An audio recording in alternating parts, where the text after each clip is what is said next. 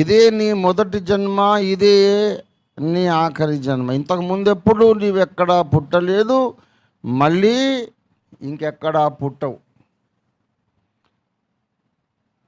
ఈ జీవిత కాలములో దేవుని రక్షణ సంకల్పములోనికి నువ్వు వస్తే ఈ లోకాన్ని విడిచాక దేవుని దగ్గర బ్రతుకుతావు యుగ యుగాలు.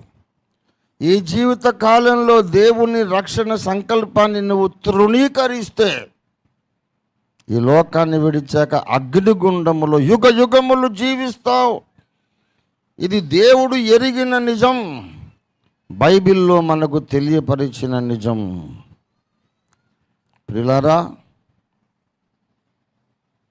నేను ఇప్పటిదాకా జర్మనీకి పోలేదు.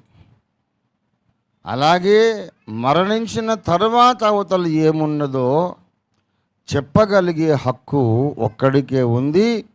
మరణించి మళ్ళీ లేచిన యేసుకే ఆ హక్కు ఉన్నది. దేవునికి స్తోత్రం కలుగునుగాక.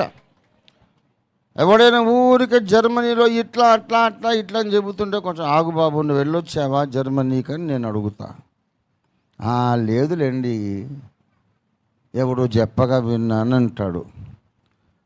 అలాగే మరణించిన తర్వాత ఇట్లాగును అట్లాగును అని ఎవడైనా వేదాంతం చెబితే నువ్వు మరణం తర్వాత ఉన్న లోకానికి వెళ్ళొచ్చావా బాబు అని అడుగుతాను నేను. రాలేదు, వాడు మరణించాడు, అటే పోయాడు, బావిలోకి రాయేసినట్టు. ఏ అవతార పురుషుడు, ఏ మతస్థాపకుడు ఎవడు చచ్చినా బావిలోకి రాయేసినట్టే వస్తుందా మళ్ళీ?